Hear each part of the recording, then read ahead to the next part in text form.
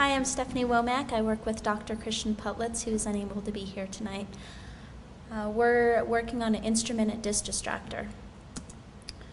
The brief project overview is we're modifying an existing surgical instrument called a Casper pin disc distractor, and it's used during cervical spine surgeries. I'll explain it a little bit more. So, general overview is the cervical vertebrae are your neck portion of the spine.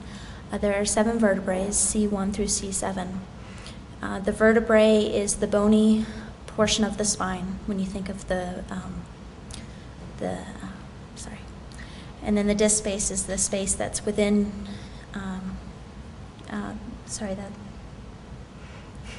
the disc space is what separates the vertebrae from each other.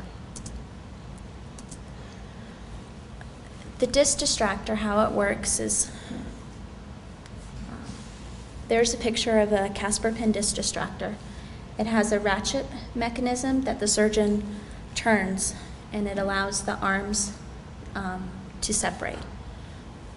If you look up here, they take two pins, they have a screw at the end, they screw them into the disc, they screw them into the vertebrae. They then take the Casper distractor and put it over those pins and ratchet it open. This allows the surgeon to access the disc space and clean it out, so when they put in the implant, they have enough room and it's clean surgery. And I don't know if you can see that all down here. That's one vertebrae, that's the other, and the 2 distractor arms coming up.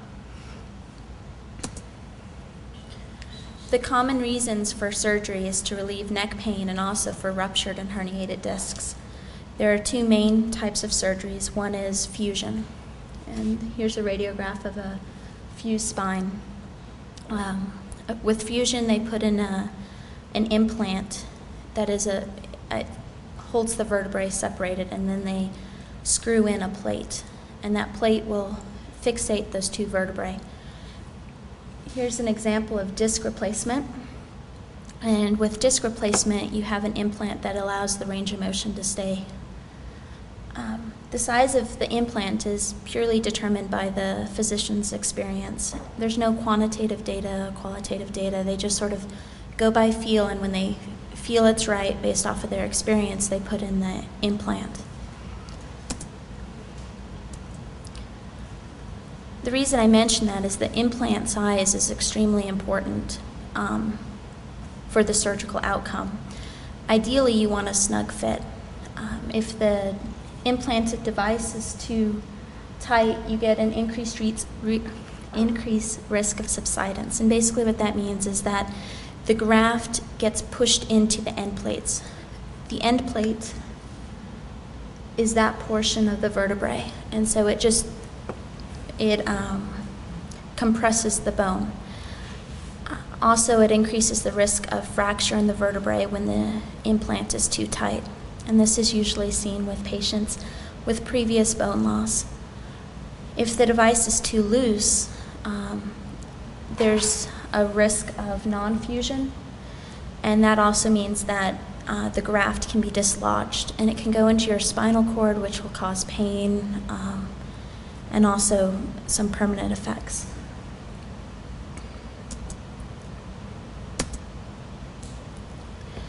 So, another overview is we're trying to design a disc distractor that will provide real-time data to the surgeon to help determine the implant size.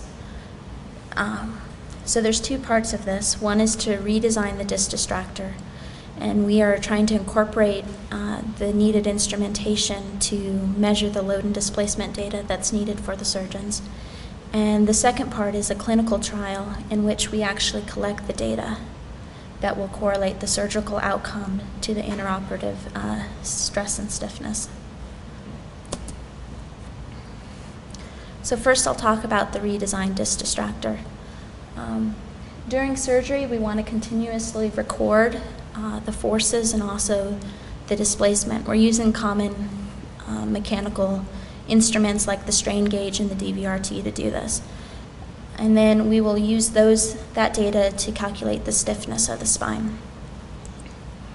Another key part of this is that instrumentation is internal to the device, and this allows the distractor to be autoclaved, which is important. I'll discuss a little bit more later, and also protects the instrumentation from external damage and also provides a compact industrial design.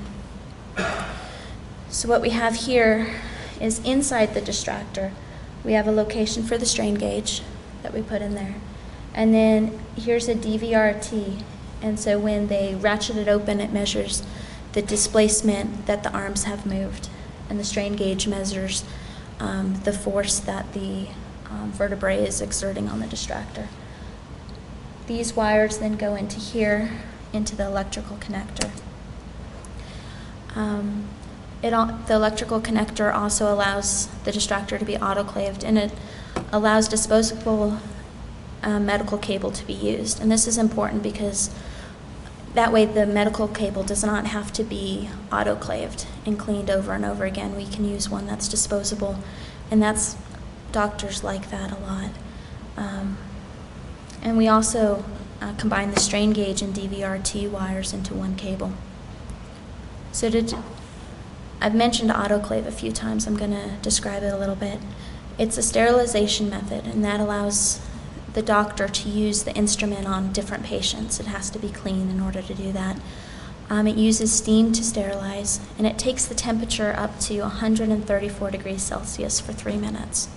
And that's really hard on instrumentation and electrical connectors and such. So to design something that can withstand autoclaving is really important. So for the clinical trials, I'm not going to mention too much about it. If you have more questions, I might be able to answer them. It's depending on the patent, what I can and cannot answer. But the overview is we're measuring different surgical parameters, and then we're monitoring the patient outcome. And then we're trying to correlate those surgical parameters to the patient outcome. And we'll use this data later on. So in conclusion, a new device has been designed with internal instrumentation, and it's currently being prototyped. The clinical trials are ongoing right now, and our goal is to determine statistical correlations between interoperative measurements and patient outcome, and also to design a device with internalized instrumentation. I want to thank Colorado Bioscience and Synthes, and also Colorado State University. Is there any questions?